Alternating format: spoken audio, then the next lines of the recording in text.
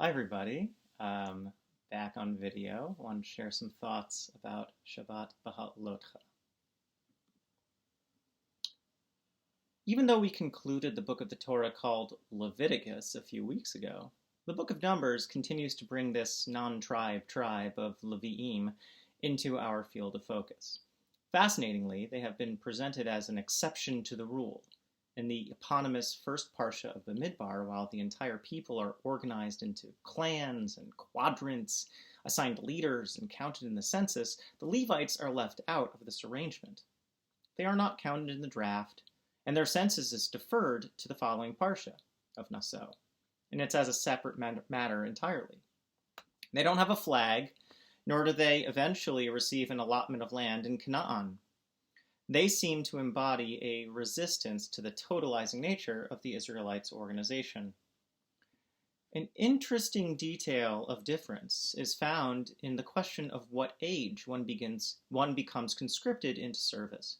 For the tribes of Israel, one is liable to be drafted at age 20, and one remains in the reserves until age 50. For the Levi'im, while the retirement age remains the same according to Parshat Bemidbar, their term of service begins at age 30.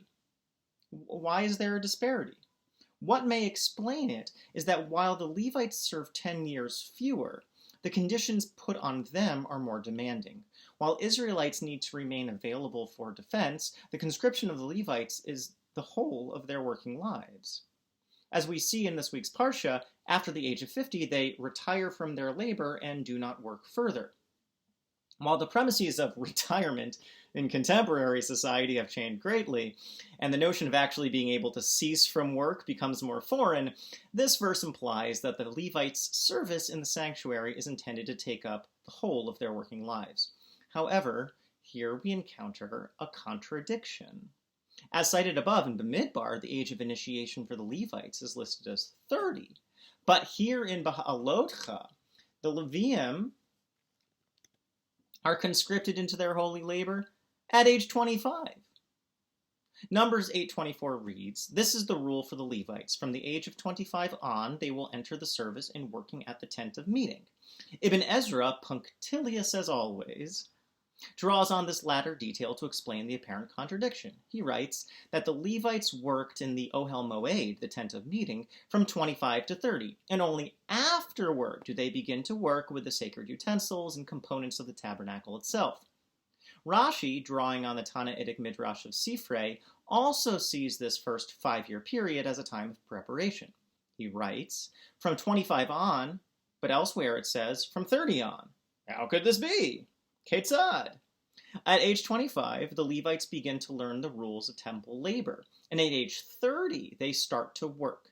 From here, we learn that if a disciple does not exhibit promise in 5 years of training, they are a lost cause. So 5 years is the standardized term of what it takes for somebody to learn how to do something that they are going to do for the rest of their life. Both Ibn Ezra and Rashi see the two varying verses on the beginning of the Levite service as two halves of a whole. That the first period of 5 years is intended to enter the Levium into a life of service, either in assigning them at first simpler, less sacred work, or by providing them with years of preparatory instruction. There is something not only pragmatic in this model, but also quite insightful. The Levites have been charged with the vocation of caring for and tending to the objects most important for the spiritual well-being of the Israelites. Initiated into a job that will consume the balance of their lives, the two medieval Meforshim agree that the Levites need a kind of on-ramp to ease them into a life of service. The early modern commentator Ephraim Lynchus, author of the erudite long-form commentary Kli Yakar, notes a striking parallel between the service the Levites were assigned to provide and the very content of that service, namely, the sacrifices. He notes that the Levites were chosen in a number of ways, the first two being kinds of conscription. Both their bodies and their souls are marshaled into serving the people through their service of God. He writes, "Their bodies are conscripted to labor and bear the components of the tabernacle, and their full devotion of self, their mesiras nefesh, is conscripted to atone for the Israelites through their temple labor service. For the guilt of the people depends on them. It is through their community that the Israelites are healed. Their whole beings, their bodies and their souls, are to be devoted to laboring for the people through their service of God. What a demand that is! These details are presented as logistics, but imagine what an overwhelming task that must have felt like. This was not merely a job, it was a vocation, a role that consumed and fulfilled their lives. The Levites, after all, were the redemption of the nation as a whole. They were selected as God's servants in place of the original model of the firstborn. Just as the Bechor was offered to God when born to animal parents, so was the firstborn human to be devoted to God's service. And that resonance is not lost on the Kli Yakar. He writes, "Thus it is written, the Israelites placed their hands, samchu, on the Levium." This placing, smicha, is to say, behold, you are an offering, a korban, instead of the nation, their atonement. The Levites are not merely the conscripted public servants of the nation of Israel. They are sacrificed for the well-being of the people. This thematic resonance can be seen as controversial, as we normally tend to associate sacrifice by proxy with a different religion than Judaism. But here, the Levium are not slaughtered to atone for the people. Rather, the Mesiras HaNefesh, the self-sacrifice, is accomplished through their labor, through their toil, through their bodies and souls. It is accomplished through their living.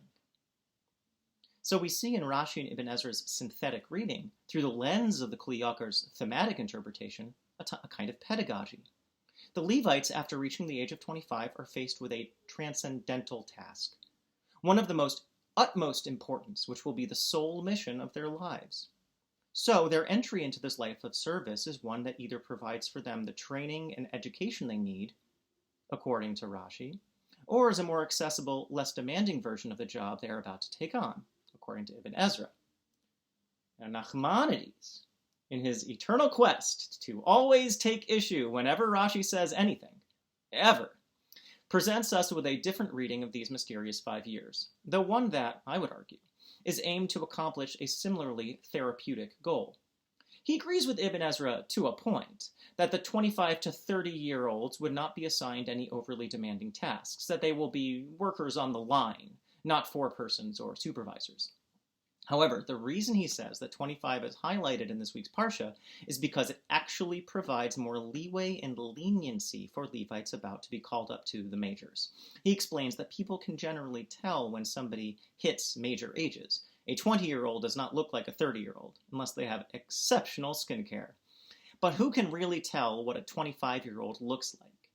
They did not have the same kind of surveillance and record-keeping in the ancient nomadic world in which the Israelites lived. The census was taken based on a self-identification of one's age.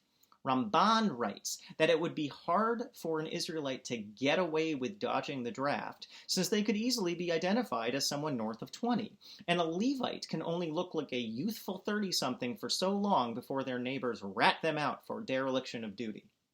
So, 30 is the marker at which Moses is commanded to enroll the new cohort of Levites. But where does that leave, according to Ramban, the ambiguous 25-year-olds? Now, he doesn't say it explicitly, but I think Ramban's implication is that they could slip through the cracks, at least until they are identifiable as obvious 30-year-olds, and social pressure causes them to sign up. Now, would it be right for the 25-year-old Levites to stay home until they are forced out of the house? No. They would be missing out on 5 valuable years devoted to something of immense importance, something they are commanded to do. However, I see in Nachmanides' interpretation a subtle kind of understanding, that the Levites are about to step into a life of immense value, but one comprised of hard labor, demanding tasks, and immensely high stakes. One can understand how one might feel hesitant to launch oneself into the fray, and the Torah provides that buffer zone to prepare oneself to take that step, if one needs the time. Ramban reframes 25 not as the beginning of their coercion, but as an invitation. The ones who enter service then are those who feel that pull, who feel that calling, who come with all their soul's desire. They recognize they are standing in the stead of the people, and they offer up their selves with enthusiasm and generosity. The world is changing. Now, more than before, This past year has been a slumber, a hibernation, as we sheltered in place and stayed at home. We see the earth wake up, the trees come to life. We witness people stirred to move once more. Many of us are champing at the bit to get back to life and to shul, to launch ourselves into the scrum. But there is also a hesitancy. We've dug ourselves into our safe havens, and the thrill and risk beyond these four walls is beckoning to us. We can look to the Levites and gain wisdom for ourselves. We can learn that all passages are processes, that all things take time, that we can enter our lives with patience and with care, that we can learn again how to do what once came naturally, that we can take the time we need if we need it, and that the key is to listen inward, to realize again what it is that our hearts truly desire and what our calling truly is.